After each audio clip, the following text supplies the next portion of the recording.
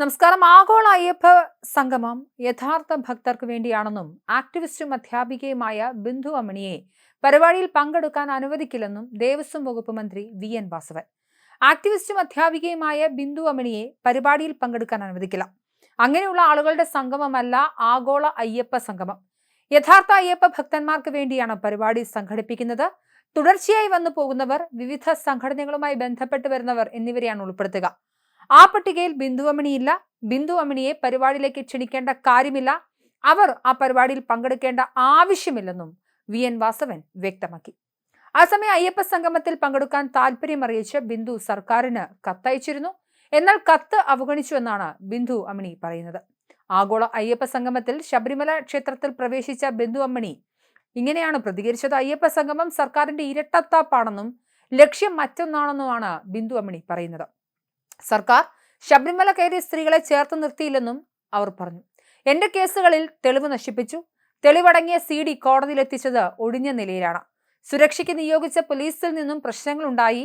ഞാൻ അപേക്ഷിച്ചതിനാൽ 2024 ദാക്ഷായണി വേലായുധൻ അവാർഡ് നൽകേണ്ടെന്ന് തീരുമാനിക്കുകയാണ്. മുഖ്യമന്ത്രിയെ കാണാൻ ശ്രമിച്ചെങ്കിലും അനുവാദം നൽകിയില്ല എന്നും ബിന്ദു അമ്മിണി പ്രതികരിച്ചു. എന്നാൽ സ്ത്രീയെ ശബരിമലയിൽ എത്തിച്ചതിന് പരിഹാരമാണ് ആ അയ്യപ്പ സംഘം എന്ന സൂചനകളാണ് ജ്യോതിഷ ചാർത്ത് നൽകുന്നത്. അതുകൊണ്ട് തന്നെ ബിന്ദു അമ്മിണിയെ അങ്ങോട്ട് കൊണ്ടുപോകില്ല എന്നായിരുന്നു സൂചന. ഇത് വ്യക്തമാക്കുന്നതാണ് ബിന്ദു അമ്മിണിയെക്കുറിച്ചുള്ള ദേവസ്വം വകുപ്പ് മന്ത്രി വി.എൻ. വാസവന്റെ പ്രസ്താവന. ആഗോള അയ്യപ്പ ഭക്തരെ ഒരുമിച്ചെത്തിക്കുക എന്ന ലക്ഷ്യത്തിലാണ് അയ്യപ്പ സംഗമം നടത്തുന്നത് എന്നാണ് സർക്കാരിന്റെ വാദം. സംഗമത്തിൽ എത്തുന്നവർക്ക് ദർശന സൗകര്യം ഒരുക്കും. സംഗമത്തിൽ 3000 പ്രതിനിധികൾ പങ്കെടുക്കുമെന്നാണ് വിവരം. അതും ലോകത്തിന്റെ വിവിധ ഭാഗത്തു നിന്നും. മഹാപാപ പരിഹാരം എന്ന തരത്തിൽ 2ാം ദോഷ പരിഹാരമായി ഇത് മാറും. ലോകമെമ്പാടുമുള്ള ഭജന സംഘങ്ങൾ ഒന്നായി ഭജനം ചെയ്യുക. ആഗോള സഹഭജനം എന്നാണ് ഇതിനെ ജ്യോതിഷ ചാർത്തിൽ പറയുന്നത്. ഇതിന്റെ മറ്റൊരു പതിപ്പാണ് ആഗോള അയ്യപ്പ സംഗമം. ഇതായിരുന്നു മറുനാടൻ പുറത്തുവിട്ട പ്രധാന വാർത്തയുടെ രത്നചുരുക്കം. വിവാദങ്ങൾ കത്തിനിൽക്കെ ആഗോള അയ്യപ്പ സംഗമത്തിന് പൂർണ്ണ പിന്തുണയുമായി SNDP യോഗം ജനറൽ സെക്രട്ടറി വെള്ളാപ്പള്ളി നടേശനും രംഗത്തെത്തിയിരുന്നു. സംസ്ഥാന സർക്കാർ സംഘടിപ്പിക്കുന്ന ആഗോള അയ്യപ്പ സംഗമത്തിന് പൂർണ്ണമായി പിന്തുണ നൽകുന്നു എന്നായിരുന്നു വെള്ളാപ്പള്ളി പറഞ്ഞത്. അയ്യപ്പന്റെ പ്രശസ്തി ആഗോളതലത്തിൽ അറിയിക്കുകയാണ് ലക്ഷ്യം. ദേവസ്വം ബോർഡിന്റെ ആശയം മികച്ചതാണ്. സംഗമം വിജയിച്ചാൽ അയ്യപ്പ ഭക്തരുടെ പ്രവാഹമുണ്ടാകും. കൂടുതൽ അയ്യപ്പ ഭക്തരെത്തുന്നത് സമ്പദ്ഘടനയെ മെച്ചപ്പെടുത്തും. പഴയ ശബരിമല കേസുകൾ തീർക്കണമെന്നും വെള്ളാപ്പള്ളി പറഞ്ഞു.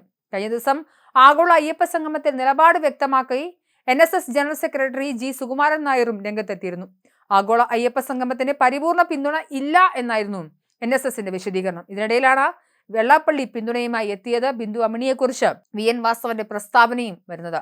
ആചാരത്തിന് കോട്ടമില്ലെങ്കിൽ നല്ലത്, എന്നാൽ സമിതി നേതൃത്വം രാഷ്ട്രീയ മുക്തമാക്കണമെന്നായിരുന്നു NSS മുന്നോട്ട് വെച്ച ആശയം. ഉപാധികളോടെയാണ് പിന്തുണ എന്നാണ് G. സുകുമാരൻ നായർ സമിതിയിൽ അയ്യപ്പ ഭക്തർ വേണമെന്ന നിർദ്ദേശത്തോടെ അറിയിച്ചത്. നിലവിൽ മുഖ്യമന്ത്രിയാണ് മുഖ്യ രക്ഷാധികാരി. സമിതിയിൽ മന്ത്രിമാരാണ് അംഗങ്ങൾ.